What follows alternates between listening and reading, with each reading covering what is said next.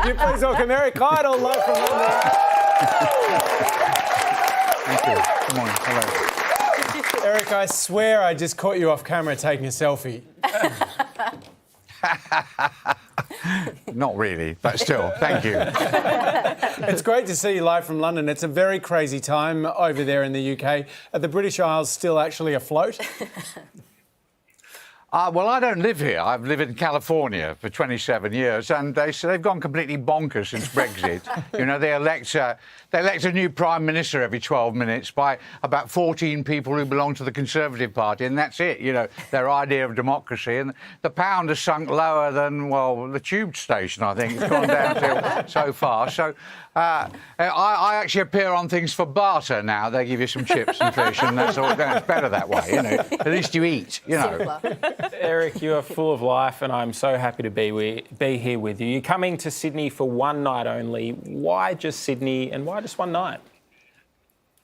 Well, I was asked to come and join the 10th anniversary of Just for Laughs, and I like Just for Laughs. I think it's a good organisation, it's a good festival, and the real simple reason is because I'm still. I had a bit of a nasty experience, you know, with my health, and they asked me if I could do a whole tour, and I wasn't sure I could, so I thought I'll try one night and see how that goes, and then if that works, I could come back, you know. But you know, I was unfortunate enough to be diagnosed with pancreatic cancer, and nobody comes back from that. So I'm a very, very lucky chap indeed, and they saved my life, and. You know, I seem to be okay. So, yeah, unless I pass out during the show, in which case you will get your money back, obviously. You know, no, obviously me. You know, we're very fair about that sort of thing. You know, but I won't expect you all to queue for 2.5 days, obviously, if I do pass out. Eric, how do you keep a sense of humour when health issues arise and when you're faced with what you've been facing for the last little while? How do you keep your sense of humour? Well, when they told me I had pancreatic cancer, it's such a scary word. The two words are so scary. We decided to call it Kenny.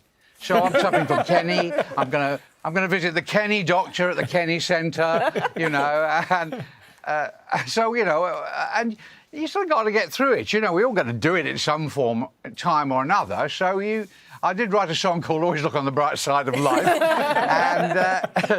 and it does actually say "Always look on the bright side of death," so I can't really grumble, you know. So, well, Eric, we're so thrilled. But what I did was what I decided to do was, you know, to stop all the show business and start to collect money with Stand Up for Cancer, and we started a little fund, and people contribute to it, and that's what I'm doing with my life for a little bit now, giving a bit back, you know, because I was very, very lucky indeed. It's so wonderful, and we're so glad that you will be coming to Australia. But Eric, now I know you're actually very familiar with Australian matters. We've got some evidence here.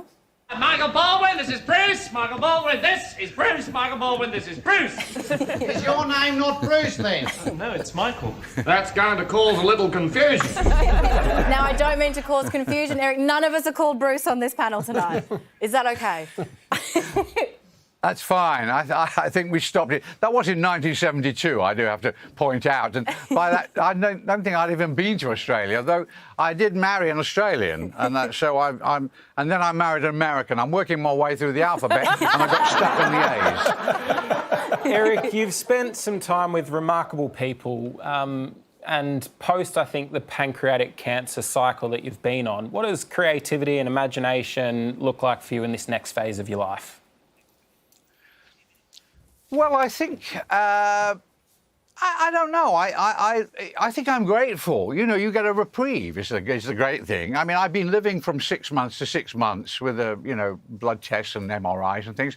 And I asked my doctor how long I got, and he said I got 10 years. And I went, oh blimey, I didn't count on that. So I better try and do a bit of good. So that's what I'm going to try and do. I'm going to help them support and raise money for research, and other people then hopefully, because it's good news, you know. Pancreatic's normally just the end, you know, so it is very good news for all of us, and I thought I'll spread the news, raise a bit of money, and we can see if we can put it towards research and early testing, which is what saved my life. I know you're doing all of this giving back, but you have performed, I think it was at the 60th birthday of then Prince Charles. He's now King Charles. Are you getting a call up for the coronation?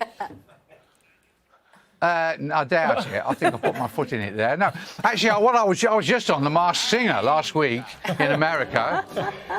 I was. Oh, there we are. Look at those legs, Eric. Those legs. You know. Come on, you've got to get those pins out again, Eric. What I forgot was that it was the end of the show, and they said, "Stay where you are." And then the royal party came on stage. Everybody else came up and said, "I'm stuck in a tutu and a swan hat." And all the security guys are going, "Ah ha ha." I think that's exactly what they need. Eric Idle, thank you so much for chatting to us. Tickets to Say No More, a conversation with Eric Idle for Just for Laughs Sydney are available now. Head to our website for all the details. Please thank Mr. Eric Idle. Thank you very much.